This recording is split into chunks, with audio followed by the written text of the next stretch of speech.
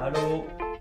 Est-ce que vous m'entendez bien? Alors, on va mettre la scène, voilà. On va rajouter le micro de Pierre-Adrien. Est-ce que vous m'entendez bien? Dites-moi dans les commentaires. Enchanté Pierre-Adrien. Enchanté. On s'est vu il y a même pas une demi-heure. Oui. Donc c'est la première fois. C'est pas la première fois que tu viens à l'académie par contre. Non, absolument. Non, je suis déjà venu plusieurs fois pour divers événements, soit des conférences organisées par le collectif, Ok. soit pour passer des moments, pour des rencontres avec d'autres gens un peu du milieu, disons. Dites-moi s'il y a de l'écho. Je voulais savoir parce que j'ai activé caméra un peu trop à la gauche. Oui, je vois ce que tu veux dire. On me voit un peu trop moi en fait. Voilà. Comme ça on te voit plus. Tu peux te rapprocher un peu de moi. Alors, est-ce que tu peux te présenter, expliquer pourquoi tu es là dans ce live de l'académie et me dire avec qui et quel collectif tu travailles ou plutôt même tu t'es engagé? Tout à fait, oui. Du coup, j'y vais. Vas-y, c'est moi, ton je tour. m'appelle Pierre-Adrien, j'ai 24 ans, je suis ingénieur de formation. Ok.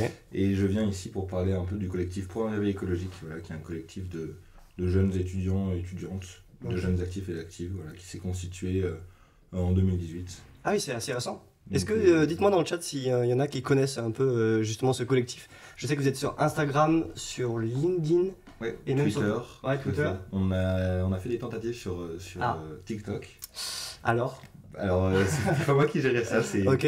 avec plus ou moins de succès. Ah, sur notre site internet. j'ai presque envie d'aller voir, mais On n'est pas obligé. ok, on n'est pas obligé, on va en rester là. Est-ce que tu peux m'expliquer du coup un peu, tu dis que ça s'est créé en 2018, Tout à fait. et c'est parti d'où et pourquoi du coup vous avez créé ce collectif? Alors moi, j'étais pas dedans originellement, mais Ok. globalement, il s'est constitué à la suite de la rédaction d'un texte qui s'appelait Le Manifeste étudiant pour un réveil écologique. Ah oui, j'ai vu ça passer. Alors, est-ce que tu peux me dire un peu c'est quoi le manifeste étudiant? Ouais. Alors, je vais le retrouver parce que du coup, je vous conseille d'aller voir le site Un réveil écologique. Il y a vraiment un peu toutes les infos qu'on va voir ensemble aujourd'hui. Ouais, tout à fait. Et même C'est du coup, complet. le manifeste étudiant, c'est ça? Ouais. Est-ce que tu peux m'expliquer un peu qu'est-ce que c'est et un peu pourquoi vous avez fait ce manifeste? Ouais, carrément. Globalement, c'était un texte d'étudiants et d'étudiantes qui rappelait un petit peu le constat tel qu'il était en 2018. Donc Ok. c'était un peu voilà, un changement climatique, enfin des changements climatiques même qui sont d'origine anthropique, un effondrement de la biodiversité, l'épuisement des ressources du coup renouvelables, non renouvelables. Ok. Enfin non, plutôt l'épuisement des ressources non renouvelables. Oui, ça marche mieux dans ce sens-là. Et donc, face à ce constat, les personnes qui ont rédigé ce texte réalisaient que les pouvoirs publics et que ne faisaient absolument rien pour changer du coup cette trajectoire qui était celle d'un trajectoire qui était ni socialement ni écologiquement soutenable. Vous étiez combien quand vous avez créé le collectif? Alors, globalement, c'était une demi-douzaine de personnes Ah, qui quand sont même. réunies de diverses grandes écoles. Ok. Voilà, qui ont écrit ce texte, voilà, qui faisaient ce constat-là et qui disaient bon voilà, nous, étudiants et étudiantes, refusons de nous engager pour une société qui ne serait pas en adéquation avec nos convictions et qui va va perpétuer du coup une destruction systématique du vivant qui globalement est complètement incompatible avec toutes les limites planétaires. Et donc elle appelait, donc ce texte a appelé deux grandes catégories. On va appeler les formations, donc les établissements du supérieur et les entreprises à un petit peu s'aligner avec ce que nous on jugeait les enjeux de notre époque, disons. Et du coup, c'est pour ça que vous avez créé ce manifeste? C'est pour ça que voilà, ce manifeste est paru, du coup a été rédigé et paru en 2018. Et il a été diffusé dans plus de 400 établissements du supérieur en France. Ah, quand même. Et un peu à l'international. Il a été signé à l'époque, donc en 2018, par plus de 30 000 étudiants et étudiantes. Oui, ça, le but en fait, c'est que les gens le signent. Ouais, tout à fait. Et c'est quel est pas le message, mais quel est l'objectif final de ce manifeste? C'est de donner du coup à. Il y a écrit là, on est juste dessus justement. Ouais. Signer ce texte, à quoi ça sert? Et du coup, pour nous étudiants, à générer un élan collectif pour ceux qui agissent ne soient plus minoritaires. Pour les autres, à montrer que les étudiants sont conscients de ces problèmes, savent identifier leurs causes, ça rejoint tout ce que tu as dit, et sont mobilisés pour agir. Tout à fait. Et du coup, ce manifeste, il est sur votre site internet. Ouais, complètement. On peut toujours le signer d'ailleurs. Est-ce que tu l'as signé toi? Moi, je l'ai signé. Moi, je l'ai pas signé encore. Ah bah, Voilà. quelque chose à faire. Ouais, c'est quelque chose à faire. Qu'est-ce que l'on doit donner comme information un peu? C'est Alors, compliqué ça va ou... être non, c'est globalement c'est nom, prénom. Ok. Et puis c'est l'établissement. Quand tu dis établissement, ça veut dire... C'est là où tu as fait tes études. Parce Ok. que du coup, vu que c'était pour étudiants et étudiantes, c'était pour remonter un petit peu et puis pour avoir des stats un peu avec ces différentes écoles. Ok. Et rechercher un établissement, du coup. Alors, je sais pas s'ils sont tous. Ouais. Quand on n'a pas justement l'école ou l'établissement qui est Il dans doit y cette avoir une rubrique autre, autre, je pense. on est en train de faire ça en direct. Hein, je regarde s'il y a mon école. S'il n'y a pas mon école, je mets autre. Hein. On est Ouais, d'accord, c'est hein. ça. Parce que là, pour l'instant, je vois pas mon école et je vois pas autre. En sachant que vu qu'il y avait normalement, il doit prendre en compte pas mal d'écoles, mais peut-être pas toutes. C'est pas ordre alphabétique en plus. Oui, tout à fait. Ah si, pas ordre Ouais, alphabétique. c'est pas ordre Ah ouais, j'ai un alphabétique. peu de temps encore. Tu peux même taper dedans dans la barre Ah, de mais recherche, oui. je pense. Ah. Ah, est-ce qu'il y a autre? Mon école. C'est raté. Il n'y a pas Y a autre pas non autre. plus. Bon. Et c'est pas obligatoire l'établissement. Bah, dans ce cas-là, c'est juste de Vas-y, signer. je mets mon mail. Ah si, je crois. Non, mince. France. Je veux pas. Ah, dommage. Sinon, tu mets un autre établissement. Enfin, Est-ce que tu mets ça un- bousille les stats si je fais ça? Est-ce que je Regarde fais pas tout en juste... bas pour voir s'il n'y a pas. Attends, je mets juste Paris pour voir. Essayez vous dans le chat d'essayer de faire le manifeste, je vous ai envoyé le lien. Vous me dites si ça fonctionne. Peut-être tout en bas du menu. Ouais, c'est quoi, je vais aller voir tout en bas. Mais il est tellement long, vous avez mis tellement Il y a d'écoles. beaucoup, on essaie de. Il y a beaucoup Ouais. d'écoles, enfin, il y a beaucoup d'établissements de Sauf supérieur. les Est-ce qu'elle est récente ton école? Ouais, c'est pour ça, je pense. C'est Parce que peut-être ça, pour ça. ça date de 2018 du coup. Ouais, c'est ça. Normalement, le site est régulièrement mis à jour Ok. avec des contenus qui datent d'assez peu de temps finalement. Ouais. Mais peut-être que la liste n'a pas encore été mise à jour, elle. Donc je ferai remonter ça. Bah, Ah, voilà, tu vois, tu peux l'ajouter toi à la main en fait. ah oui, il y a un petit encart en bas. Vous ne trouvez pas votre établissement dans la liste? En fait, L'ajoutez. on y avait pensé. Voilà. C'est bah voilà, c'est très fort. Du coup, hop, je mets France. Tac, je mets le nom de l'établissement. Hop. Votre ok. Vince. Tac, en cochant cette case, vous comprenez que votre établissement ne sera visible qu'après validation de nos parts. Ah oui, faut que ça valide avant. Ok. Bon, au moins il y a la possibilité de faire ça, Ouais. c'est cool. Et du coup, bah, pour l'instant, je ne veux pas signer. Je vais attendre qu'ils me disent pour Ouais, pouvoir. alors essaie peut-être quand même de regarder, mais. Si je pense que non. Non, Ouais, il faut qu'il y ait- faudra attendre. Bon, en tout cas, je vous invite à le faire. Essayez même, si ça vous chauffe, de ceux qui le font, envoyer un petit message sur Insta pour un réveil écologique Ouais, pour vous dire carrément. on a signé le manifeste. C'est ça. Parce que je trouve c'est vraiment une bonne occasion de montrer son engagement. Et du coup, est-ce que ce manifeste, après, il est pas rendu public, mais est-ce que vous le donnez à quelqu'un? Comment Alors, vous le centralisez? Comment ça fonctionne à la fin? Alors il était du coup public sur notre site internet. Ok. Et à la suite du coup de cette parution-là, il y avait une campagne un peu sur LinkedIn où il y avait pas mal du coup d'étudiants et d'étudiantes qui Ouais. disaient voilà, moi je me reconnais dans le manifeste et je Ok. l'ai signé, et histoire d'interpeller soit les pouvoirs publics, Trop bien. soit leur établissement, soit leurs futurs employeurs. Et c'est du coup à la suite de ce manifeste que Ouais. le collectif s'est constitué, parce qu'il y a des gens qui ont vu ce texte passer et qui se sont dit attendez, mais moi ça me correspond beaucoup. Ouais. C'est vraiment ce dans quoi je me reconnais, et c'est le texte qui a été écrit, voilà, c'est décrit un peu ma situation, mon ressenti. Mhm. Et donc, ces personnes-là ont contacté les rédacteurs et rédactrices, Ouais. et avec ce groupe de personnes, donc le collectif pour un réveil écologique s'est créé. C'est créé. Voilà. Et ça, c'était du coup en C'est 2018. fin 2018. Alors, est-ce que du coup, on a. Fin 2018. Fin 2018? Alors le manifeste c'était début 2018, et puis, Ouais. enfin c'était en 2018, et puis après c'était plus fin 2018. Et du coup, maintenant, qu'est-ce que vous faites? Comment Ouais. vous fonctionnez? Et ça m'intéresse, il y a des gens qui veulent s'engager dans une asso, typiquement, et s'intéressent à... c'est pas une asso, faut pas que je confonde. Ouais, c'est un collectif. Ouais. Est-ce que tu peux me expliquer la différence entre un Ouais. collectif et une asso? Bien sûr, une association du coup c'est un statut juridique, donc c'est généralement le plus connu c'est l'association loi 1901, Ok. donc qui va faire que c'est une personne morale qui va devoir répondre à un certain nombre d'obligations juridiques, et qui va devoir avoir une structure hiérarchique au moins avec un président ou une présidente, un secrétaire général ou une secrétaire générale, Mhm. et un ou une trésorière. Ok. Et donc nous, on a une structure d'association derrière pour accueillir des financements et puis pour pouvoir financer un peu nos projets. Ok. Mais pour un réveil écologique en tant que tel, c'est Ouais. un collectif. C'est un collectif. Initialement, on a voulu garder cet esprit-là parce que ça nous permet une certaine horizontalité. Donc il n'y a pas de représentant, il n'y a pas de représentant, il n'y a pas de chef. Il n'y a pas de chef, il n'y a pas de trésorier, il n'y a pas Non. de gens... Du coup, comment vous faites pour fonctionner? Quand tu dis que c'est horizontal, du Ouais. coup, vous avez tous le même... pas le même rôle, parce que j'imagine que vous avez quand même des Tout à fait, missions. Ou... Toi, qu'est-ce que tu fais dans l'asso, justement? Alors moi je m'occupe plus des problématiques, enfin des enjeux de communication de Ok. réveil écologique. J'ai Ouais. aussi contribué à différents projets de vulgarisation scientifique, Ok. des projets il y a divers pôles, mais dans le pôle enseignement. Ok. J'ai travaillé sur les thématiques de l'enseignement supérieur. J'ai également un petit peu travaillé sur des enjeux du plaidoyer, de progrès écologique. Ok. Et du coup, comment on fonctionne? On a globalement, nous, un Discord avec tous les pôles et tous les projets. Donc on va fonctionner à une approche par pôle. Vous êtes combien maintenant? Alors, Si vous avez commencé, tu m'as dit à 12 environ? Ouais, alors initialement, elle était, je pense, entre une vingtaine. Ok. Alors, moi, j'ai rejoint plus tard, j'ai rejoint il y a 1 an et demi, donc j'étais pas là au tout début. Ok. Et après, il y a eu des gens qui se sont dit, ben, moi j'aimerais bien m'engager là-dedans. Et donc maintenant, on est une quarantaine, une cinquantaine d'actifs et d'actives, Ok. et en personnes qui sont passées par le collectif, et ou qui gravitent autour, c'est plus dans les 200. Ah, quand même. Voilà. Quand tu dis qu'ils gravitent autour, ça veut dire qu'ils ont un impact un peu moins Alors voilà, ça important veut dire que c'était soit des gens qui sont passés dedans initialement, Ouais. enfin qui sont passés dedans pendant 1 an, 2 ans, quand Oui, ils c'est ça. étaient étudiants-étudiantes, puis maintenant qui ont d'autres obligations, donc c'est un engagement moindre, Ouais, c'est ça. mais qui peuvent continuer à traîner contribuer, dessus parce qu'il y a des informations sympas, parce qu'il y a des gens qui sont très compétents, qui peuvent parler de leurs différents sujets. Parce que du coup, vous fonctionnez pas avec des adhérents ou quand même? Non, Comment du coup tu fais pour comptabiliser les 200 non actifs un peu? Genre, Bah, globalement, c'est parce du coup, nous, la plateforme qu'on utilise pas mal, c'est Discord. Et, Ok. Ah oui, du coup, sur Discord. Discord. Ah, quand même. Il y a à peu près 150-200 personnes sur les différentes channels Discord. Et c'est pas trop un bordel ou du coup, comme tout le monde ne parle pas. Non, vu que tout le monde ne parle pas, ça va. Et puis c'est organisé du coup en pôle. En vrai, Et Discord, un projet.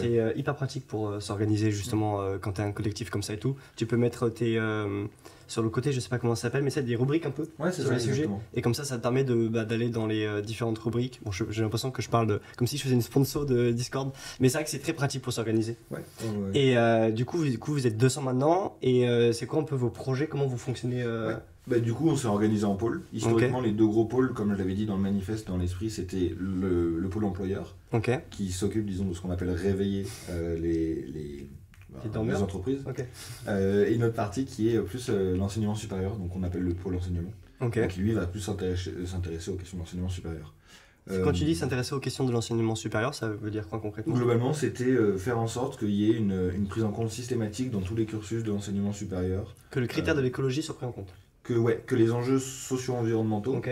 soient en fil rouge de tout le cursus. Ok. Et donc, si tu veux, pour nous, la vision qu'a pour un écologique des sujets d'enseignement supérieur, c'est que prendre en compte l'écologie, ça ne veut pas dire rajouter une fresque du climat, alors même si c'est très bien, et faites la fresque du climat si vous ne l'avez pas faite, formez-vous. Mais ça va être, c'est pas un module de 20 heures, c'est quelque chose qui est beaucoup plus profond et qui demande comment dire, une profondeur dans la formation qui n'est absolument pas celle qu'on a actuellement en fait. C'est une formation que vous avez sur votre site? Alors non, nous, on n'est pas un cabinet de conseil, on n'est pas un cabinet de formation, donc Ouais. ce qu'on va pousser nous, c'est qu'il y ait une vraie prise en compte des enjeux socio-environnementaux dans les cursus, Ok. et pour ça on va mettre un certain nombre de critères qu'on va juger pertinents, Ok. mais c'est pas nous qui allons construire la maquette pédagogique Ok. ou qui allons la refaire. Mais par C'est contre, juste que on la va- maquette va être basée justement sur vos recommandations ou sur vos critères que vous leur avez donnés avant. Alors non pas basé, Ouais. Inspiré peut-être? non, parce qu'on va pas, on n'a pas forcément de légitimité d'ailleurs Ok. à faire des programmes, enfin des cours. Il y a des enseignants-chercheurs et des chercheuses qui le font beaucoup mieux que nous. Mais c'est plus appeler les administrations Ouais. pour qu'il y ait une prise en compte de ces enjeux-là. On va Ok. les appeler pour qu'ils changent, pour que les gouvernances soient changées, pour qu'elles soient plus propices à la prise en compte de ces enjeux-là. Parce que du coup, comment vous savez quand une école sup justement ne prend pas en compte ces critères-là? Globalement, on peut avoir des échanges avec les étudiants et les Ok. étudiantes, et puis on peut savoir, voilà, est-ce que vous avez des cours obligatoires sur ces enjeux-là. Ok, ouais, c'est Et aussi simple puis que ça. quand Ouais. on demande à des gens, et que moi dans mon école, j'avais eu aucun cours, à mon époque, Ok. quand j'ai fait mon cursus, T'étais dans quelle école du coup? j'étais à Polytechnique, Ok. et j'ai eu aucun cours obligatoire sur ces enjeux-là. Mais aucun, j'ai jamais entendu parler d'écologie à l'IX de manière obligatoire. La seule fois où j'aurais pu en entendre parler, c'était quand l'association de développement durable de l'IX Ouais. avait organisé une semaine, mais qui était facultative. Ah, du coup, ouais, c'était pas du tout obligatoire. Du coup, c'était pas du tout Et obligatoire. ça m'intéresse du coup, est-ce qu'il y a eu beaucoup de gens ou tu t'es retrouvé, je sais pas si tu y allé toi à Alors l'époque? moi, j'étais pas du tout sensible à ces enjeux-là Ok. à l'époque, donc je pense Du pas coup, qu'il tu sais soit- pas s'il y avait beaucoup de monde Non. présent quoi. Non, non. Mais Et- là c'est quelque chose qui est en train de changer, typiquement. Ok. Et il y a des... Donc, il y a des... Est-ce qu'il y a des cours obligatoires maintenant de ça? Alors, S'il y a des gens en Polytechnique dans le chat, dites-nous vous maintenant si vous avez des cours comme ça. il n'y Mais, avait pas de cours Alors il y a une rentrée climat qui a été faite, Ok. donc, qui doit durer à peu près une semaine, où il y a des conférences, etc., ça, qui sont obligatoires, me semble-t-il. Ouais. Et là, l'ambition, en tout cas, qui avait été affichée, à savoir si ça va être fait, c'est d'avoir un cours obligatoire dans le tronc commun. Un cours ok. Donc qui ferait entre 20 et 40 heures sur ces enjeux-là. Ok. Voilà, sachant que pour nous, voilà, nous on a sorti cette année un plaidoyer, Ok. donc un plaidoyer qui va être une liste de 10 mesures en fait qu'on essaie de pousser pour transformer durablement l'enseignement supérieur, Ok. et qui s'inspire du coup de groupes de travail dans lesquels on a contribué, donc, notamment le GT Jean Jouzel, qui est un groupe de travail qui était avec le MESRI, donc, enfin l'ancien MESRI, donc ministère de l'enseignement supérieur de la recherche et de l'innovation, et donc qui avait été piloté par Jean Jouzel, et globalement il y avait eu très peu de moyens mis par le gouvernement, donc pendant 2 ans ça avait mis pas mal de temps à aboutir, c'était que des bénévoles qui travaillaient là-dedans. C'est compliqué quand tu dois lier ton engagement dans une asso et aussi ta vie à côté. C'est toujours difficile de mettre très peu de temps à sortir ce genre de choses, j'imagine. Alors là il n'y avait pas que nous, il y avait oui, j'imagine que c'est ça. Et donc basé là-dessus, on a sorti 10 mesures qui globalement sont en 3 grandes catégories. La première, ça va être transformer la gouvernance de l'entreprise, de l'enseignement supérieur. C'est ça. Donc c'est globalement former les comités de direction, globalement former les dirigeants et les dirigeantes de l'enseignement de ces institutions-là. On avait remarqué qu'il y avait un manque de volonté politique, un manque de moyens humains et financiers. Donc c'était détacher des gens à temps plein sur les enjeux sociaux et écologiques. Quand tu dis détacher des gens à temps plein, c'est genre des métiers en mode... Alors c'est-à-dire qu'il faut que selon nous, il faut que les établissements d'enseignement supérieur embauchent des gens qui soient uniquement, dont le travail est d'accélérer ou de mettre en place la transition socio-écologique de l'école en tant que petite entreprise, et en tant que contenu pédagogique. Et ça existe déjà ou pas ça? Est-ce qu'il y a des établissements qui mettent ça en place? Il y a des établissements qui le font, mais alors parfois ils le font. Donc ça arrive. Mais généralement ces gens-là ont peu de moyens. Ont très peu de moyens, ils sont complètement isolés, ils savent globalement pas trop quoi faire. C'est un petit budget et au final... Et globalement ça avance pas trop, parce qu'il n'y a pas de volonté politique de la part de l'établissement. Ils font ça dans leur coin, c'est presque du greenwashing. C'est vrai qu'on n'a pas dit le programme de l'émission, on a tout de suite commencé à parler pour un réveil écologique, mais en deuxième partie on va justement aborder tout ce qui touche au greenwashing justement. Un peu ces mécanismes, comment déjà aussi repérer dans la publicité le greenwashing. Comme ça on va vous donner un peu des outils pour éviter d'acheter des marques et acheter des trucs qui font du bon greenwashing. Du coup, en vrai t'as trop bien expliqué. J'avais prévu plein de questions pour justement... non, t'inquiète. Pour un peu expliquer qu'est-ce que font pour un réveil écologique. Du coup, en fait, c'est comme je vais y arriver. Un collectif. Je vais y arriver. Assez jeune quand même. Et vous avez fait quelque chose d'assez intéressant. Vous avez affiché le GIEC dans le métro. Est-ce que tu peux m'en dire un peu plus? Je sais pas si vous avez vu, c'est des grandes affiches. Je crois que sur votre compte Instagram, je crois que vous avez mis un... Alors ça, c'est votre calendrier de l'avant du greenwashing. C'est autre chose. Ça, c'est encore autre chose. On va aborder ça tout à l'heure. Ouais, c'est clair. Mais vous avez mis une publication... on a vraiment affiché le GIEC dans le métro. Ouais, c'est ça. Ça, c'est stylé. Est-ce que tu peux m'en dire un peu plus? Globalement, pourquoi vous avez fait ça? C'était à la suite du coup de l'apparition du 6e rapport du GIEC. Enfin, c'était le groupe 3 de l'AR6. Donc nous, forcément, on a essayé de lire ce gros pavé. Alors, ça fait combien de pages? 3000. C'est énorme. Enfin, c'est assez conséquent. Donc ce qu'on avait fait, c'était puis on s'est dit, voilà, c'est un outil qui est quand même assez exceptionnel, qui est hyper intéressant. Et puis globalement, c'est un consensus scientifique très fort. Il y a une légitimité de beaucoup de gens qui sont globalement calés sur ces sujets-là. L'asso, vous vous basez beaucoup justement sur le GIEC? Alors on essaie de se baser du coup sur les espèces les institutions qui font foi, parce que pour un peu contrer les discours climato-sceptiques ou climato-rassuristes, je crois que c'est comme ça qu'on climato-sceptiques, globalement tous ces discours-là, pour les contrer, il faut généralement arriver avec des justifications scientifiques assez fortes. C'est clair. Avoir des bonnes sources. Des consensus comme ça, tout à fait. C'est assez fort. Et donc on s'est dit, voilà, ça c'est un outil qui est hyper pertinent, et globalement qui alerte, et puis voilà, il allait parler de choses pas mal concrètes. Donc les constats avaient été faits, et donc là c'était plus parler d'adaptation, de résilience, et puis globalement qu'est-ce qu'on faisait. Et on s'est dit, voilà, ça c'est hyper important de le traiter. Et donc on veut le synthétiser. Et donc on avait fait un travail préliminaire qui était globalement juste lire les chapitres, les vrais chapitres. Essayer de synthétiser un peu. Ouais, c'était lire dans les grandes lignes les chapitres, Ouais. trouver les grandes idées, et puis voilà, faire des points. On s'est mis à beaucoup dessus. Et le GIEC, ils n'avaient pas sorti aussi après Alors ils l'ont sorti, mais bien après. Bien après, ouais, c'est ça. ça. Ils l'ont sorti un peu après pas après tout le monde, mais après leur premier rapport. Ouais, Et mais comment ça marche un peu le GIEC? Je sais pas si tu connais bien, mais je sais qu'ils sortent plusieurs volets. ouais, c'est ça. Et vous, bah, sur votre site, justement, vous en avez fait On en a fait synthétiser. 3, du coup, c'était Trois, les je crois que c'est 3 working groups de la R6. C'est ça. Et la R6, la R6, c'est la version 6, c'est ça? Alors la R6 c'était plus... alors ça je connais un tout petit Ouais, peu moins. en vrai, faudrait que je regarde aussi parce que faudrait que je m'y intéresse un peu plus parce que je sais qu'il y a eu plein de formats différents. Parce Ouais. que ça fait longtemps que le GIEC existe Oui, complètement. et que du coup, il Il commence. y a des choses qui vont être Exactement, réactualisées. il réactualise parce que du coup, je sais pas si vous connaissez un peu comment travaille le GIEC. Nous, on a fait sur l'Académie du climat, justement, je rebondis dessus, qui a un peu expliqué comment fonctionne le GIEC et pourquoi c'est un groupe de scientifiques il faut lire leurs travaux, il faut aller voir justement ce qu'ils ont fait, même si c'est un bon groupe AV, que c'est pas forcément très accessible à tout le monde. Beaucoup de gens, dont du coup pour un réveil écologique, ont synthétisé tout ça pour le rendre accessible. Ça, vous allez un peu vulgariser en fait, c'est ça. un peu ça.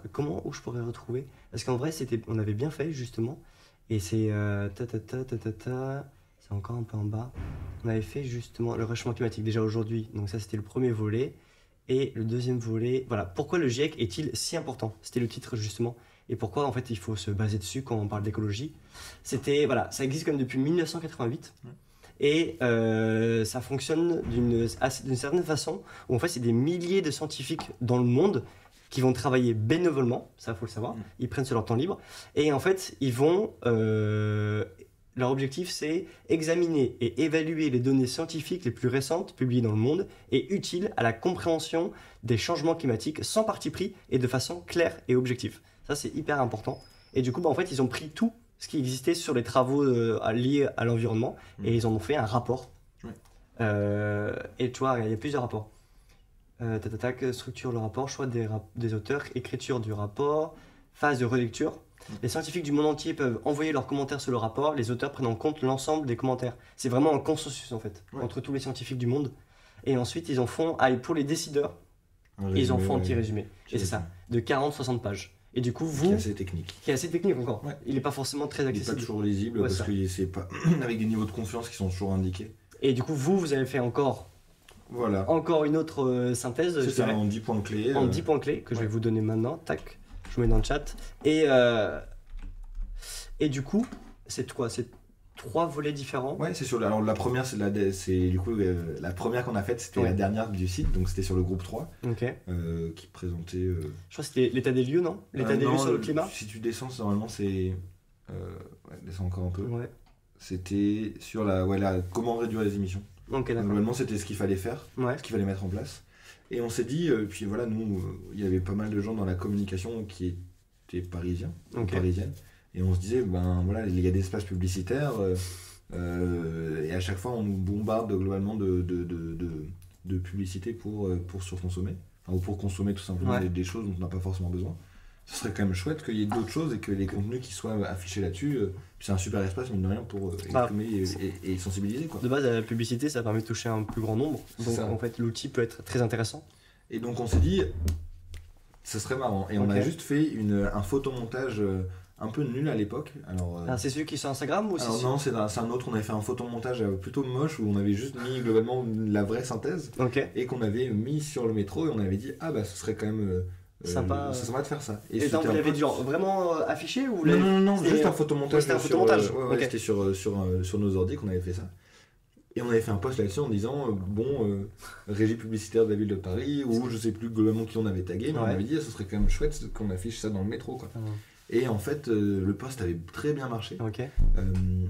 Et on avait été contacté par du coup Média Transport, qui gère l'affichage globalement de pas mal d'emplacements sur le métro parisien, qui nous avait dit écoutez, dans le cadre de nos accords RSE, on est amené à donner des emplacements à des associations ou des ONG.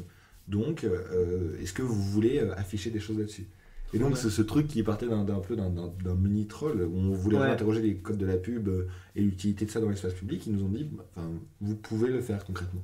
Parce que du coup, c'est vous qui avez payé ou on vous a Alors, aidé financièrement? Eux ont payé la plus grande partie de. Parce que je me rends pas compte, mais c'est hyper cher. Moi. Ouais, alors je sais pas si j'ai le droit de donner les chiffres, mais. Non, je pense pas. Mais du coup, dis-nous globalement, quand même. Non, je rigole. C'est cher quoi. Ouais, globalement, c'était. Sans leur aide, vous n'aurez pas forcément. On n'aurait pas pu. Là, c'est parce qu'ils nous les ont donnés, donc nous, ce qu'on a payé, c'est uniquement l'impression des affiches. Et parce que c'est quand même des affiches qui sont immenses et qui peuvent passer des 4x3 énormes. Et du coup, on a pas mal travaillé pour arriver à faire une affiche qu'on pouvait vraiment afficher, parce qu'afficher la synthèse telle quelle, c'était pas évident. C'était un peu compliqué, ouais. Ouais, et du coup, on a voulu reprendre un peu les codes de la pub, Ouais. Voilà, de Deliveroo. Ce soir, c'est rapport du GIEC, avec le petit burger barré. Voilà. Et le flash chez moi, du coup, c'est le QR code. Ouais, exactement, qui est renvoyé vers la synthèse. Ok, et vers des la synthèse. articles un peu plus. Donc la synthèse est quand même très concise. En vrai, elle est concise, mais je pense que. Est-ce qu'elle est suffisamment. Vous pensez qu'elle est accessible, pardon? En vrai, ça oui, elle est globalement, ça reste assez accessible. Mhm. Et pour les gens qui veulent aller un petit peu plus loin, on a écrit des articles Il y a un des peu plus sources, détaillés. c'est ça, non? Ouais, globalement. Ok. Ah oui, t'as tous les rapports, t'as les sources. Ouais.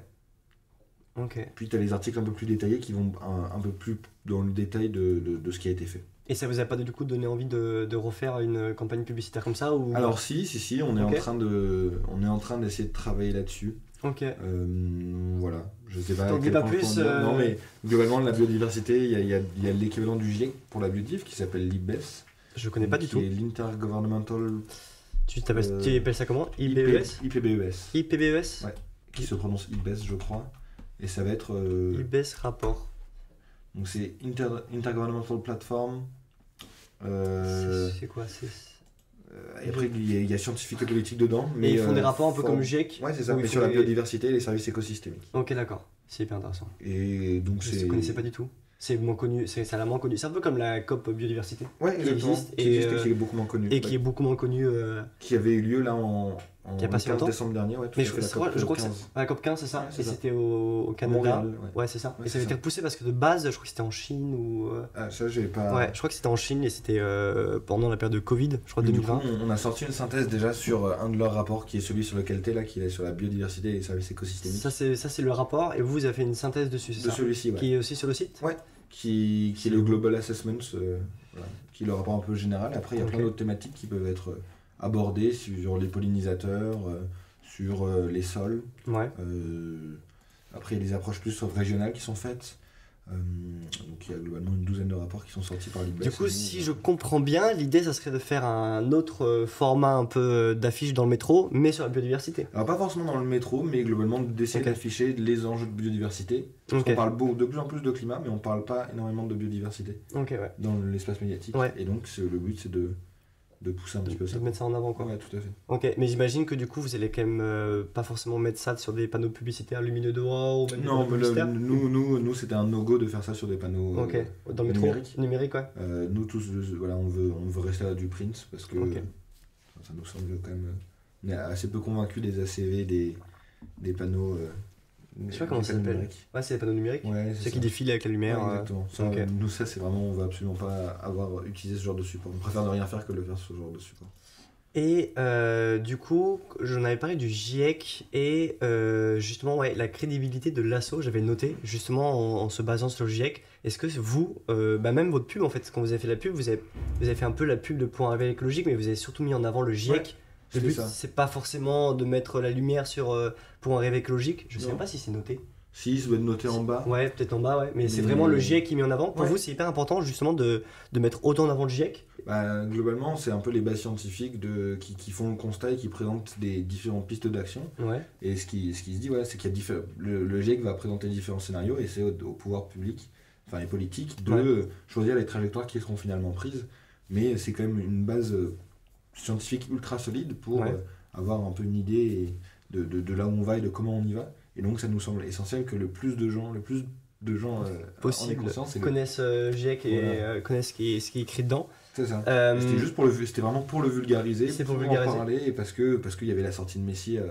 Alors le groupe 1 c'était la sortie de Messi, Messi au PSG c'était ce transfert-là. Okay. Qui a fait qu'on en parlait peu. C'était si longtemps que ça? C'était 2021 C'était l'année dernière, je crois. Le groupe 1 c'était c'était été 2021. Après, il y avait groupe 2, groupe 3. Ouais. Mais globalement, à chaque fois, ça avait été invisibilisé par d'autres choses. Ouais. Et on se dit, mais attendez, c'est quand même quelque chose qui est fondamental pour l'avenir de la société.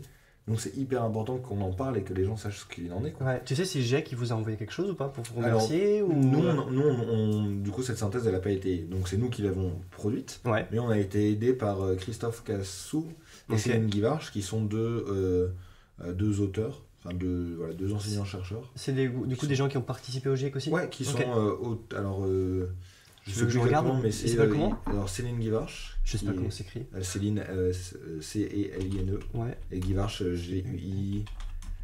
Céline, comment? Guivarch. Guivarch. Givarch. Qui, elle, est donc. Autrice du coup. Qui est co-autrice du GIEC. Ok. Qui travaille au CIRED. Une économiste du changement climatique Ouais, française.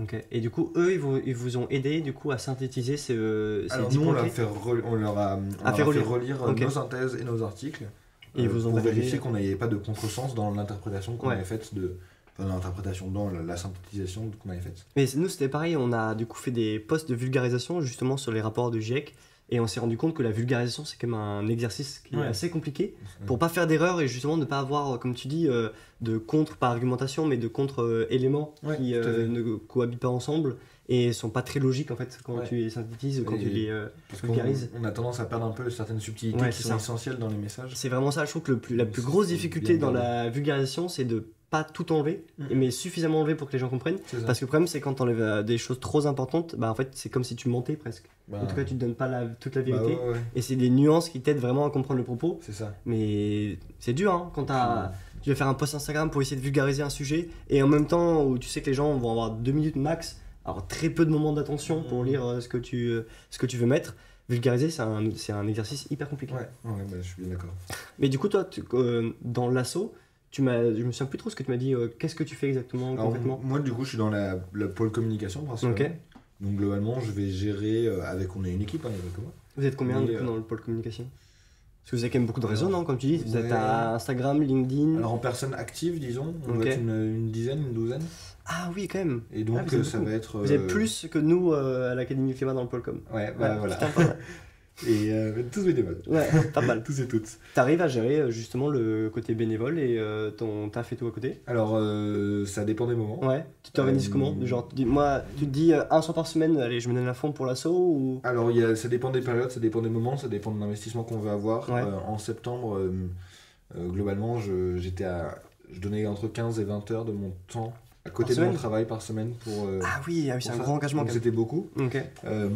En ce moment, c'était dur du coup, parce que j'ai Ouais. fait ça pendant longtemps. Bah, t'es déjà là, du coup, C'est tu ça. peux compter 1 heure dans ton engagement C'est de la ça, semaine. mais c'était un peu dur, ça c'était un peu dur, enfin globalement, parce que du coup il y avait mon travail à côté qui me prenait au moins 40 heures, Ah, quand même. donc ça faisait beaucoup d'heures, mais après c'était quelque chose qui m'animait, c'était quelque Ouais. chose qui me faisait vibrer, avancer, donc c'était une volonté personnelle, et maintenant c'est plus, c'est à la mesure de ce qu'on peut donner, donc Ok.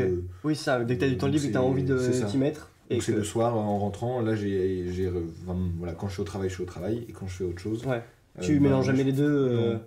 Bah, alors parfois moi dans le cadre de mon travail je suis amené à faire parfois à animer des fresques du climat, des fresques de la biodive ou à discuter de ces thématiques là, Ok. mais je vais pas sur mes temps de travail. Ouais, oui, logique. Ouais. C'est- Et comment ça s'est passé un peu du coup ton déclic? Tu m'as dit que ça faisait quoi, un an et demi que t'es dans Ouais. l'assaut.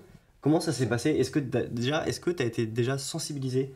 Ça fait combien de temps que t'es sensibilisé à l'environnement?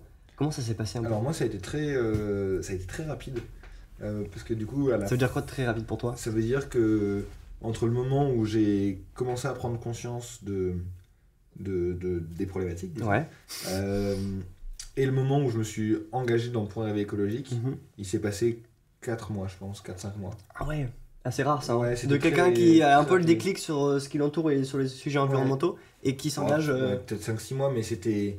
Enfin, globalement, je suis passé vraiment de pas du tout politisé, pas du tout conscient de ces enjeux-là, à...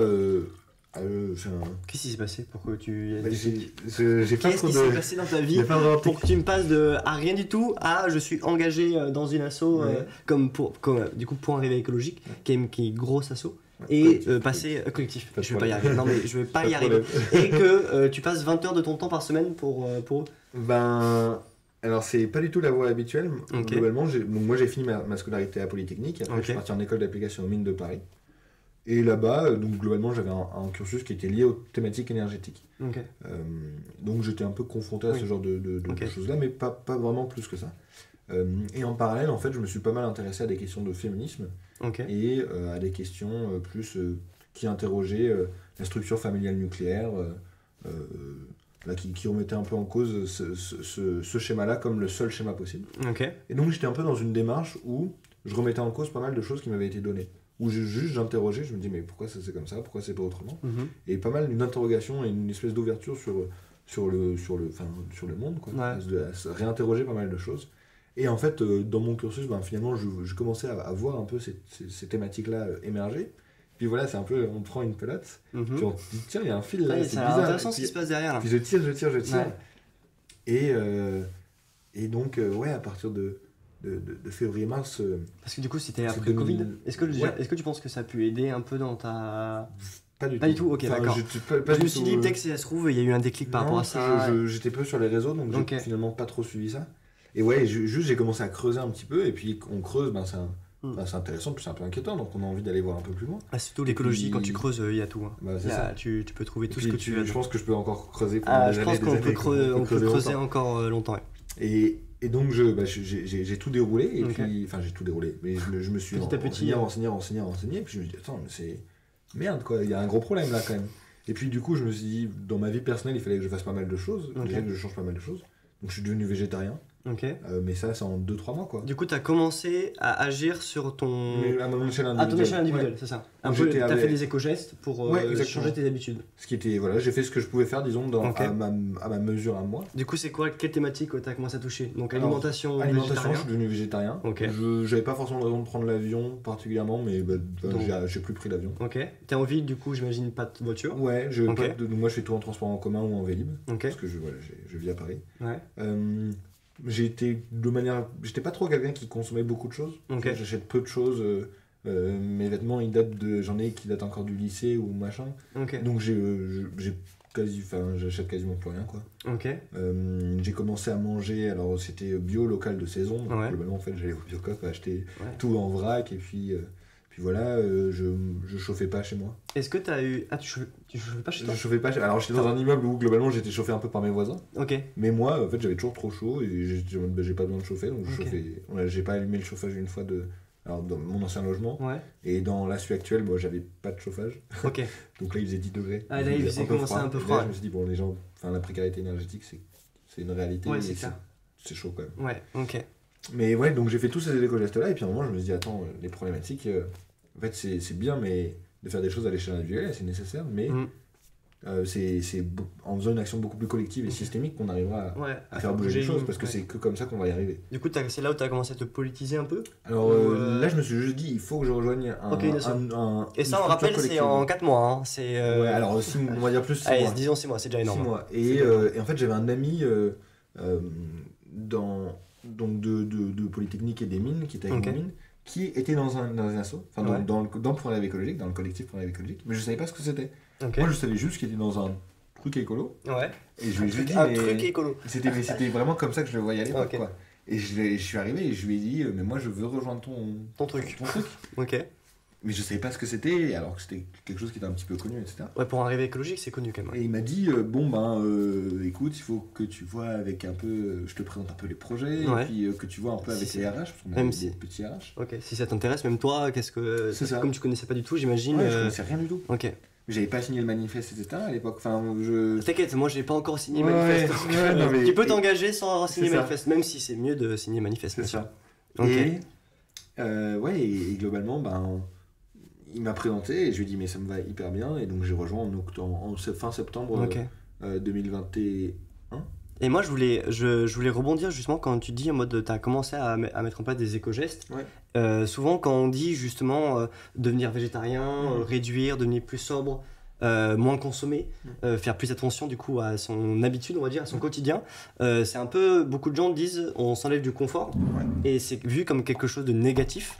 Ça m'intéresse d'avoir un peu ton point de vue sur, t'as changé quand même très rapidement, t'as eu un peu un réveil écologique. Ouais, complètement. Ce qui est Sans, normal. sans mauvais jeu de mots. Ouais. Assez rapide, comment ça s'est passé justement cette transition? Est-ce que tu l'as mal vécu? Est-ce que ça t'a apporté justement des choses positives dans la façon de changer de vision de ton quotidien? Comment ça s'est passé? Ça c'est C'était vraiment pas une contrainte. Ok. C'est-à-dire que ça s'est vraiment super bien passé. Ok. Je l'ai jamais vu comme une perte de quoi que ce soit. C'était complètement voulu.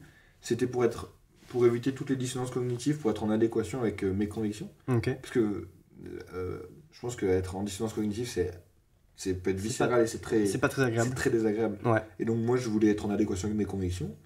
Et puis pour moi, c'était un petit peu se reconcentrer sur des choses plus essentielles, plus importantes, sur de l'humain, du social. Et puis un peu faire table rase d'autres externalités qui finalement ne contribuaient pas à grand chose dans ma vie. Il y a plein de trucs globalement qui étaient finalement assez accessoires. Ouais. Mais ça, je pense que je vais poser la question à plein de gens qui viennent pour justement montrer un peu que changer d'habitude et changer de quotidien, c'est pas forcément quelque chose de négatif. Parce qu'en fait, du coup, comme tu dis, t'es plus en cohérence. Tu te sens bien avec toi-même. C'est ça, tu te sens bien avec toi-même. Et ça, c'est quelque chose c'est épanouissant. C'est cool. Moi, je trouve que c'est épanouissant. Ouais. C'est-à-dire que je me sens bien, j'ai honte de rien. J'ai pas de contradiction. Alors, tout le monde a des contradictions, mais j'ai pas de contradiction suffisamment forte pour que ça me mette vraiment mal à l'aise. Et je me sens bien dans ce que je fais. Je sens que je suis en adéquation avec mes valeurs dans beaucoup de pans de ma vie. Alors, je peux pas forcément être exemplaire dans tous les cas. Oui, c'est ça. Mais je fais un petit peu tout ce que je peux le plus que je peux donner à un moment donné, quoi. Ouais. Est-ce que je voulais vite fait un peu aborder avant qu'on finisse parce qu'il est 18h47, on a vite fait parler du greenwashing quand même. On a préparé un petit, pas volé, mais une petite parenthèse dessus. Comment ça se passe? Je pose presque ces questions à tout le monde qui vient sur ce live sur la question de la légitimité. Ouais. C'est pas un gros débat, mais je parlais avec, comment il s'appelait, Antoine Bonfils, je crois, il y a 2 semaines, qui me disait qu'il y a de plus en plus de personnes qui parlent d'écologie. Ouais. De plus en plus de médias, de collectifs, de personnes même. Je pense qu'à un dîner, tu parles d'écologie, tout le monde a ses sources, tout le monde a ses infos, ce genre de choses. Il y a des grands débats écolos qui n'en finissent jamais. Et que beaucoup de gens commencent à dire, il y a des gens qui ne sont pas légitimes et des gens qui sont légitimes. Je me souviens qu'en juin dernier, on avait accueilli dans ce live justement un jeune qui disait tout le monde est légitime pour parler d'écologie. Tout le monde peut parler de soi-même et de ses efforts, de ses actions. On peut tous parler de l'écologie et justement dire que les gens ne sont pas légitimes, c'est peut-être aussi couper la parole à des gens qui aimeraient s'exprimer dessus, donner leur avis, leurs expériences. Toi, est-ce que tu te sens légitime pour parler d'écologie? Est-ce que le fait de se rentrer dans une asso, ça permet aussi un peu d'acquérir de la légitimité, d'être plus à l'aise pour parler d'écologie? Comment ça se passe toi sur ce sujet-là? Alors pour rentrer dans un collectif ou une asso, effectivement, ça donne de la légitimité parce qu'on a l'historicité de l'institution entre guillemets. Ouais. Est-ce que vous avez des formations un peu Ouais, on a pas mal de formations. Donc pendant pas mal de temps, on avait des formations du lundi soir où entre nous on s'auto-formait sur différents sujets parce qu'on avait chacun et chacune des métiers ou des domaines de prédilection. Vous avez du coup, vous fonctionnez avec des ateliers, des fresques? Alors c'était par exemple, moi à un moment dans ma vie j'ai travaillé dans le secteur minier. Ok. Et donc j'avais quelques notions sur la prospection minière. Et donc j'ai expliqué, parce que j'avais parlé avec des géologues, etc. Et donc j'ai construit une présentation que j'ai faite au collectif. Trop bien. Pour dire voilà, c'est comme ça que ça se passe la prospection minière. Puis il y avait d'autres gens qui travaillaient sur d'autres thématiques, sur la biodiversité, sur des indicateurs, sur les institutions européennes. Vous avez beaucoup de gens qui travaillent ou c'est beaucoup d'étudiants dans le collectif? Quand moi je suis rentré, j'étais encore étudiant. Ok. Et c'est globalement un mix étudiants, jeunes actifs, actifs. Alors sachant qu'on essaie de garder pas mal cette identité étudiant-étudiante pour parler à la fois aux entreprises et parce que c'est vrai que vous avez commencé avec le manifeste d'étudiants, donc je comprends de vouloir encore garder un peu cette identité-là. Ok. Et après pour la légitimité, forcément les gens les plus je me sens rien par rapport à quelqu'un du GIEC ou de l'IPES quoi. Non, globalement. C'est vrai que je pense que j'interviewe quelqu'un sur le GIEC, je vais plus le laisser parler lui ou elle que je me sens pas grand chose en termes de connaissances. Ouais. Après par rapport à globalement il y a toujours des éléments de comparaison qui font qu'on peut se sentir plus ou moins légitime. Mais je pense que ce qui est important d'avoir en tête, c'est une pluralité des sources. Et puis des choses qui sont plutôt reconnues d'un point de vue institutionnel. Et puis une diversité de points de vue sur ces sources-là. Parce que y a plein de discours qu'on peut entendre et globalement la vérité se trouve souvent dans la nuance et donc c'est pas complètement juste, c'est pas complètement faux, mais ça va être des éléments qui sont potentiellement il va falloir détricoter un petit peu tout ça et donc c'est essayer de s'informer avec divers canaux Ouais. avec diverses personnes. Comment tu te formes, toi, justement? Alors du coup, nous, on avait les formations internes Ouais. qui pouvaient aider pas mal. Après, mine de rien, mon fil LinkedIn, je vais suivre pas mal de gens ou de comptes qui vont amener un petit peu ces thématiques-là. T'as des comptes à conseiller un peu aux gens ou pas? De tête, là, tout de suite, là. Je vais pas demander avant, hein, donc comme ça, il est pris au dépourvu. C'est parfait. Parce que moi, je pense Des que sur comptes. LinkedIn, je suis pas du tout. Hein. Moi, sur Instagram, je commence Par à exemple, suivre pas mal de Je gens. vais suivre comment elle s'appelle, Claire Nouvian pour un peu sur Bloom, Ok. pour toutes les questions un petit peu qui sont liées Oula. aux questions maritimes, de pêche, Ok. des ressources maritimes. Est-ce que tu suis pour un réveil écologique Je sur suis pour un LinkedIn? réveil écologique, mais je fais les posts. Donc Ah, je sais- d'accord. je sais au courant Ouais, de je ça. comprends. Vous Mais faites tu des. vois, typiquement, en faisant les posts, en fait, Ouais, je vais c'est- devoir lire pas mal de choses, Ouais. de Vers le Média, de pas mal de journaux, de Blaze, de plein de choses un peu différentes. Ok. Et puis, je vais devoir un peu regarder tout ça, un petit peu compiler. Moi, je sais que j'aime bien regarder. Enfin, là, tu vois, je suis en train de lire les rapports de Deep pour les synthétiser. Ok. Donc, Ah oui, donc forcément, là, forcément, tu commences ça à fait une acquérir de bonne source l'expérience. d'informations Ouais. sur la biodiversité. Le GIEC, j'avais un peu contribué, donc j'avais pu savoir différentes choses de ce point de vue-là. Ouais. Et puis, il y a des gens, en fait, il y a pas mal de gens qui ont des expertises assez fortes au sein du collectif. On a des gens qui sont très très forts, qui sont formateurs sur les thématiques d'hydrogène, par exemple, sur les thématiques de mobilité à hydrogène. Et donc, ces gens-là, ils ont acquis beaucoup d'expérience et de connaissances. Et on peut du coup leur demander, voilà, il y a des gens qui travaillent dans d'autres institutions, qui vont avoir énormément de connaissances sur les enjeux européens, de la politique française, politique énergétique française, sur Ouais. notamment la rénovation énergétique des bâtiments, etc. Et donc c'est super intéressant de discuter avec ces gens-là. Et puis après, voilà, c'est toujours recadrer ça avec un peu d'autres sources pour un peu croiser et puis voir globalement se faire un peu son opinion là-dessus. Après, beaucoup de lectures aussi. Ok. Enfin, j'essaie d'avoir beaucoup de lectures. On a quelques livres aussi, normalement, en plan. On peut voir là-haut le grand livre du climat. Ouais, il y a le livre de Bon Pote Et derrière. il y a le livre de Bon Pote derrière, Oui, justement, là-bas. qui est juste là-bas à côté d'une petite plante. Mais voilà, moi j'aime bien lire des choses un peu de sociaux en ce moment. Ok. J'avais lu des livres sur l'agroécologie. Donc en fait, si j'essaie de synthétiser tout ce que tu m'as dit là sur la façon de s'informer, tu essaies d'avoir une pluralité Ouais, c'est ça. d'infos et de sources. Ouais. Et tu essayes avec aussi de l'assaut. En vrai, au final, l'assaut, non. Le collectif. Ouais. Le collectif t'a permis aussi Ouais, d'acquérir exactement. des ressources, même des gens expérimentés sur certains sujets Ouais, c'est ça. pour te former en fait. Puis je complète podcast et YouTube. Ok. Il y a des gens qui sont très pertinents. Alors, je pense à. Enfin, tu vois, sur Thinkerview, tu avais plein de Ouais. gens qui passaient, donc c'est pas toujours les mêmes. Oui, En c'est fonction ça. des intervenants, ça peut Ouais. être ou intervenantes, ça peut être des gens Mhm. hyper intéressants et Ouais, c'est vrai. toujours. Ouais. C'est ça. Non, ouais, c'est ça. T'as bien résumé. Il est quelle heure? Il est 53. Pff, oh là là, on va tellement pas avoir le temps. Passe vite. Ça passe hyper vite. Du coup, on avait. Et voilà, ça charge, ok. Tac, tac, tac. On voulait finir sur le greenwashing. J'ai demandé tout à l'heure à Pierre-Adrien un sujet qui t'intéressait. Et tu m'as dit le greenwashing. Ouais. Pourquoi tu m'as dit le greenwashing? Parce que c'est un peu des chevaux de bataille de Pour un rêve écologique et de la communication depuis pas mal de temps. Ok. Tu avais parlé du calendrier de l'avant du greenwashing. Oui, c'est vrai, attendez. C'était quelque chose qui avait bien marché à l'époque. C'est pourquoi du coup, j'allais dire pourquoi vous avez fait ça. Bon, j'imagine que c'était pour lutter contre le greenwashing. C'était une époque où on le voyait pas mal, du coup ça a été fait en décembre 2021, le premier. Ok. Et on s'est dit, voilà, il faut un concept un peu percutant, un peu pas mal, ça peut être ça. Et on s'est dit, voilà, le greenwashing, il y en a tellement dans l'espace médiatique qu'on pourrait globalement communiquer là-dessus, un peu dénoncer ces opérations-là. Ok. Parce que c'est de la communication Salut qui est Pierrot. malhonnête. Salut les mecs. Et, Ouais.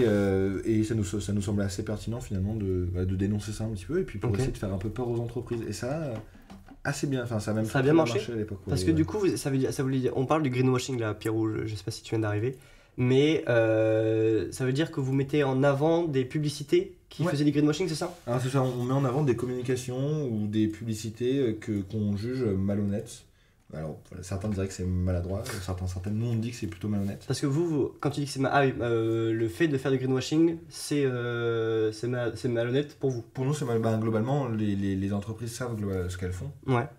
Et donc, quand elles communiquent de telle sorte à se faire passer pour vertueuses, Ouais. alors que finalement leur modèle économique est absolument pas compatible avec ce qui est la trajectoire d'un futur socialement et écologiquement soutenable, ben, c'est malhonnête. Et c'est pour désinformer disons, les citoyens et les citoyennes, Ouais. puis pour leur donner bonne conscience, alors que finalement, Oui, ce c'est qui ça. est fait finalement est pas du tout bon. Et j'avais noté, justement, du coup, quand Pierre-Adrien m'a parlé du greenwashing, je me suis dit, bon, c'est quoi, on va essayer de faire justement un petit volet greenwashing, de vous donner des outils, justement, pour apercevoir, je dirais, ou pour remarquer les entreprises et les publicités qui mettent du greenwashing. Et je suis tombé sur un super article de Bon Pote, du coup, je crois qu'il date un peu, mais il date de 2021 ou 2020. Et du coup, il montrait des exemples de pubs de l'époque, donc je trouve que ça n'a pas forcément d'intérêt maintenant. Mais il donnait un peu déjà la définition et il expliquait pourquoi combattre le greenwashing. Et c'était intéressant, du coup j'ai synthétisé un peu et je vous donne le site et le lien pour justement aller voir après, si vous avez le temps. Et si vous avez pas le temps, du coup je vous donne hop, les quelques infos. Il disait déjà comment on lutte ça en France. Et il disait que c'était l'autorité de régulation professionnelle de la publicité, donc ARPP, qui gère ça. Tu connais ça toi ou pas ça? Ouais, on le connaît parce que on a déjà interagi avec eux plusieurs fois. Et Pourquoi? finalement, c'est quelque chose, soit dans des salons, Ok. enfin, ou pour discuter de ces thématiques-là, Ouais. soit parce qu'il y a des gens du collectif qui ont été amenés à rencontrer des gens de cette institution, disons. Ok. Et c'est assez peu de moyens, et puis les leviers juridiques pour aller embêter les entreprises Ils sont sont assez pas faibles. suffisants.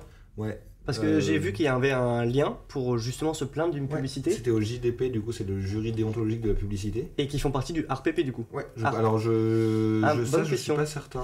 Moi je crois que si, hein. Je suis pas sûr parce que du coup c'était aussi sur le site du Bon Pote. C'est un moyen d'action justement pour lutter Ouais. contre le greenwashing. C'est ça. Quand vous voyez une entreprise, une publicité qui utilise des mécanismes de greenwashing, vous pouvez aller vous plaindre, littéralement, c'est ça. Alors il y a quand même des critères assez précis. Pour se plaindre, vous ne pouvez pas juste aller sur le site, déposer votre plainte. Vous devez quand même prendre en compte ces critères-là. Mais je crois que c'est RPP. Hein. Je regarde, mais non. Est-ce que je dis Là, il est est-ce marqué. que je dis n'importe quoi? Si, sont à... Ah non, t'as raison, c'est deux choses différentes. Adressées. Les remarques sur la publicité en général sont Ouais. à adresser à l'RPP. Et ça, du coup, c'est pour. Alors ça, c'est le jury déontologique publicitaire de déontologie publicitaire, pardon, Ouais. qui va émettre un avis, qui C'est va ça, en fait. rendre une espèce de jugement, Ouais. mais qui est symbolique, qui C'est ne ça, va c'est avoir aucune oui, c'est vertu ça, ça aura juridique. aucune valeur. Bon, après, le Voilà. but, c'est quand même de mettre ça en lumière. Après, quand vous du coup cherchez normalement le nom de l'entreprise ou le nom de la pub, vous Ouais. avez en fait en première page le fait qu'il y a une décision qui a été rendue qui dit que c'était de la communication malhonnête, Ok, d'accord. trompeuse, ou du greenwashing. Du globalement. greenwashing. J'ai pris justement sur l'ADEME le terme greenwashing. Qu'est-ce que ça veut dire exactement?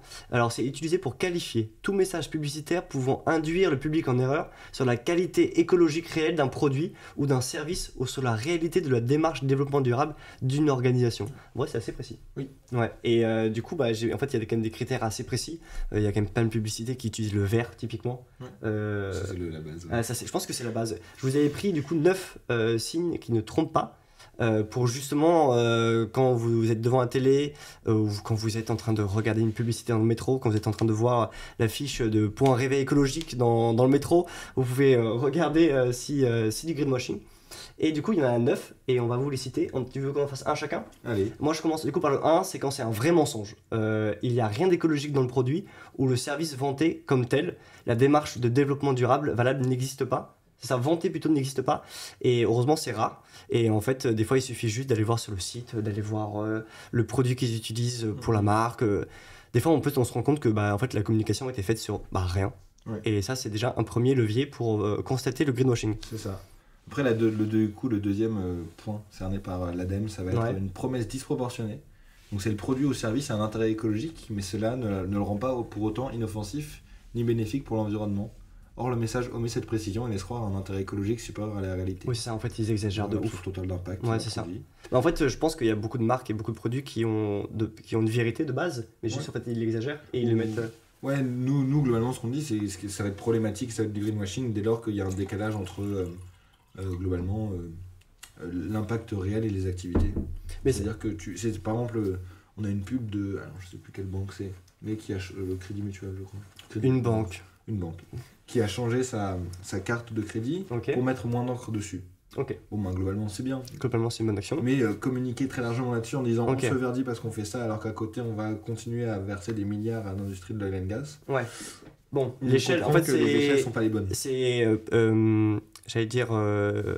établir les échelles de valeur entre certaines actions. C'est assez intéressant justement pour voir sur quoi ils communiquent. Et en fait, des fois, certaines entreprises communiquent sur des petites actions. Quasiment des éco-gestes par rapport à... Alors qu'il Exactement. y a des vrais moyens Et pourtant, les éco-gestes sont nécessaires. Mais c'est juste en fait la communication qui est faite et pas du tout à la hauteur de l'action. C'est ça. Ok. Avant de revenir sur les points, j'avais quand même noté, et c'est un peu intéressant et c'est dommage qu'on ait commencé par ça directement, c'était pourquoi le greenwashing c'est problématique et ou en tout cas à quel point ça n'aide pas en fait la transition écologique. Parce que ça peut rapidement faire croire que les entreprises ont finalement rien à changer parce qu'elles font déjà plein de trucs super, alors que dans les faits elles ont tout à changer. Il y a beaucoup de choses encore à changer et leur modèle économique ne prend pas suffisamment en compte le critère écologique. Ouais, globalement c'est une externalité qui est parfois même pas prise en compte. Ouais, ça. Et des fois c'est un bonus qui n'est pas mis au cœur de leur politique. Alors que ça va être un peu au cœur de toutes ces questions. Ouais, c'est ça. Sans ça, c'est clair. plus grand chose. Et du coup, moi j'avais noté 3 trucs. C'était le greenwashing contribue à la perte de confiance entre les consommateurs et les entreprises. Du coup, maintenant on commence à se dire que toutes les entreprises ne prennent pas en compte les critères écologiques, alors qu'il y en a en plus, c'est dommage. Le greenwashing est un frein au déploiement de véritables éco-innovations. Si toutes les entreprises utilisent l'argument écologique, comment repérer celles qui agissent vraiment ? Donc voilà, c'est un peu ce que je disais tout à l'heure. C'est exactement ça. En vrai, quand tu regardes la télévision, beaucoup de pubs maintenant mettent en avant leur côté écologique. C'est ça. Alors que je pense qu'il y a 10 ans, mais ça se faisait pas du tout, tu vois. Et la troisième chose que j'avais notée, bloque la transition écologique. On a le sentiment de faire un geste écolo, alors que ce n'est pas vrai. Et ça, c'était pour moi un point assez important. On met beaucoup en place, comme tu dis, des éco-gestes, on met beaucoup en place d'actions sans forcément savoir les échelles et l'importance que ça a sur notre empreinte carbone. On a déjà eu l'occasion de parler de l'empreinte carbone. Et du coup, en fait, typiquement, on achète une marque, on achète un objet, on achète quelque chose, ou même on utilise un service en pensant que c'est bien.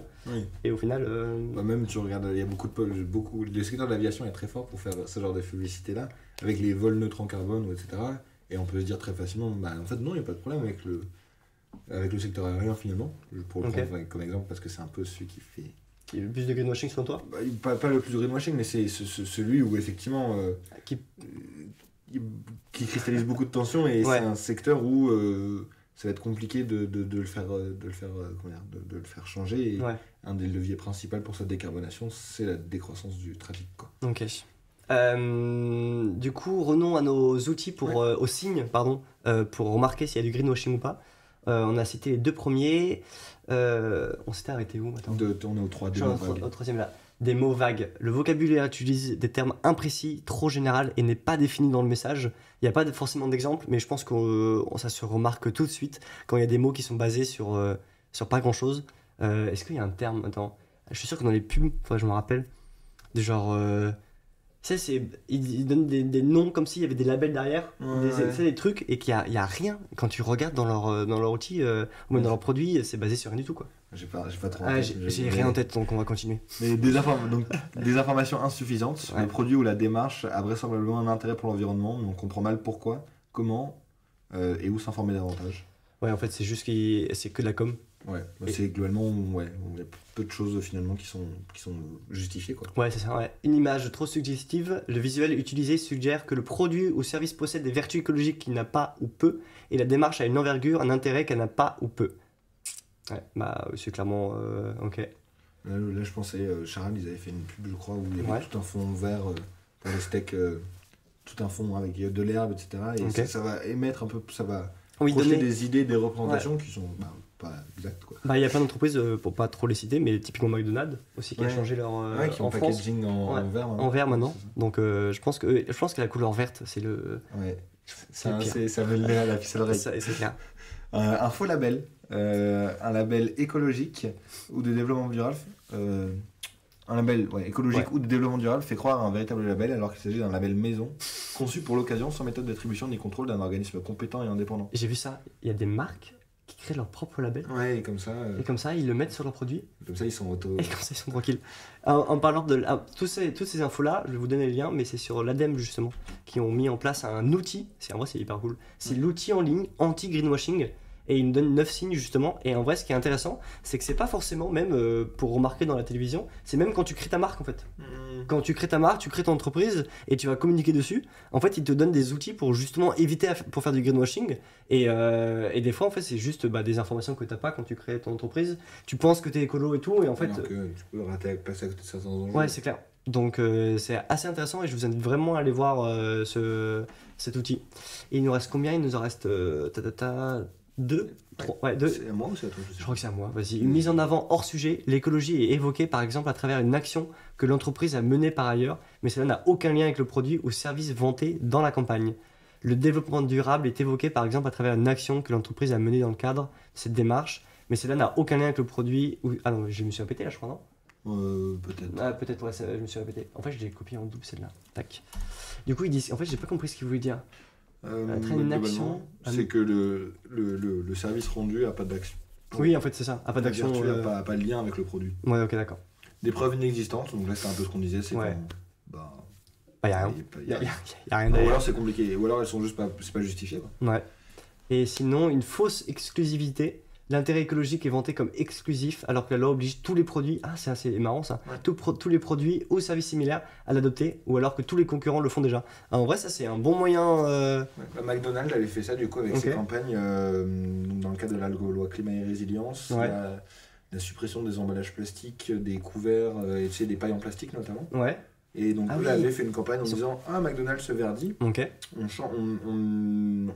a supprimé les pailles en plastique, les trucs en plastique. Donc en vrai, ils l'ont fait, c'est une réalité, c'est ça? Sauf que, alors, ils anticipaient une loi, c'est-à-dire que le décret d'application faisait que... Ils avaient 1 an, 2 ans, j'imagine. Ouais, c'était au 1er janvier de l'année d'après que ça devait être mis en place. Mais ils anticipaient uniquement une loi qui est du coup une obligation légale, et ils communiquaient fanfaronnant dessus, quoi. Ouais, okay. Ce qui pour nous était problématique, parce que, non, c'est pas McDonald's qui fait des trucs hyper vertueux, elle anticipe juste une loi. Comment vous travaillez, vous, justement, pour un rêve écologique, pour le greenwashing? Alors, du coup, ce guide-là de l'ADEME... Ouais. Moi, j'ai déjà utilisé pour faire certains posts. Ok. Et après, c'est globalement, il y a plusieurs moyens de le faire, mais on va regarder un peu la communication. On va essayer de s'interroger un peu plus spécifiquement sur la marque qu'elle fait, ses engagements. Donc, on va aller un peu sur les ressources qui sont mises à la disposition sur leur site. Okay. Donc, sur leur rapport RSE, etc. On va essayer de creuser un petit peu tout ça. Bon, il y a des choses où c'est très flagrant. Ouais, c'est ça. Vendre un produit neutre en carbone, c'est juste pas possible. Donc, ça, c'est assez facile. Il y a des choses où c'est plus subtil et du coup on doit un peu creuser pour voir et puis parfois on se rend compte qu'effectivement c'est un truc qui est bien et parfois c'est pas bien, du coup là on essaie de communiquer dessus puis d'expliquer pourquoi. Mais dans l'article de mon pote il disait justement que la RPP avait fait sur 889 émissions qui se disaient écolo, il disait quand même que 88% environ en 2000, je crois que c'était 2018 ou 2017 disaient qu'ils étaient en accord. Quand même, selon eux. Après, ils expliquaient que tous les critères ne sont pas forcément fiables à 100%. C'était difficile des fois d'estimer qu'est-ce qui était du greenwashing ou pas. Et par exemple, nous, on va déposer des plaintes au JDP. Ouais. Et comment dire la plainte va pas être... ce que nous, on avait jugé être du greenwashing, elle va pas être reconnue. Oui, c'est ça. En fait, les critères, c'est pas universel, en fait. Ouais. Vous avez établi pas vos propres critères, mais selon vous, c'est du greenwashing. Selon eux, ça ne l'est pas. Voilà. Et c'est ça. Parce qu'en fait, il y a pas. C'est compliqué de juger. C'est ça, c'est compliqué de juger parce que c'est encore très subjectif. J'imagine qu'il n'y a pas de critères dans la loi précis. Alors, je sais pas, dis-moi si je me trompe, mais. Il n'y a pas de critères dans la loi précise. Il y a la loi climat et résilience, toujours celle-là, avait encadré. Alors au début assez timidement les allégations de neutralité carbone. Ok. Et donc globalement on pouvait appeler tout ce qu'on voulait neutre en carbone. Ils sont revenus dessus avec l'arrêté du 23 avril ou un truc comme ça. Où maintenant ça devient beaucoup plus compliqué de dire qu'un produit ou qu'un service est neutre en carbone. Mais c'est à peu près le seul truc qui est encadré par la loi. Ok, donc ça veut dire qu'une marque qui utilise dans sa communication neutre en carbone, ils peuvent quand même, si des gens portent plainte, faire retirer puisque c'est légalement là. Ouais, et puis même je pense qu'il y a des amendes, etc. Ok, d'accord. Faudrait revoir l'arrêté complet. Mais maintenant, c'est beaucoup plus compliqué de dire quelque chose à notre. Ok. En vrai, je me dis, ça serait hyper intéressant de faire un jeu un peu ludique où tu fais est-ce que c'est du greenwashing ou pas entre certaines publicités. J'aurais dû préparer ça, on n'a pas eu le temps de faire ça. Nous, on avait fait dans des stands, on avait juste affiché les communications, puis on demandait aux gens de. Puis après, on avait une explication qui était la réponse de pourquoi c'était. Mais en vrai, c'est vrai que quand on lit les 9 pistes, on se rend compte que y a plein de petites nuances et c'est un peu difficile quand même de savoir qu'est-ce qui est du greenwashing ou non en fait. Ouais. Bon, il est 19h09, on a déjà un peu dépassé le timing mais c'est pas grave, je voulais juste finir quand même un peu sur je me suis noté pour pas oublier le jeudi 9 février on a le Greenwashing Comedy Club, donc parfait en vrai. Ici à l'Académie du Climat, où c'est une troupe d'humoristes qui justement vont pendant 1 heure ou 2 faire des sketchs sur le greenwashing et aborder ces sujets-là. Et selon eux, c'est aussi le meilleur moyen de lutter contre ça, c'est aussi d'en rire et d'en parler. Et du coup, c'est ce qu'ils font ici à l'Académie. Donc je rappelle, je crois que c'est le jeudi 9 février, ouais c'est ça, à 20h. Et du coup, c'est réservation. Donc je vous invite à aller quand même voir avant. Et puis de venir, de voir cette troupe. C'est quand même, ils ont un site, ils ont pas un site, ils ont une page Insta. Donc je vous invite à aller les voir. Merci d'être passé, c'est trop cool d'avoir pu discuter un peu de merci de ta présence pour parler de l'asso, de ton parcours et tout, de l'engagement, même de ta légitimité. On est revenu sur quand même pas mal de sujets.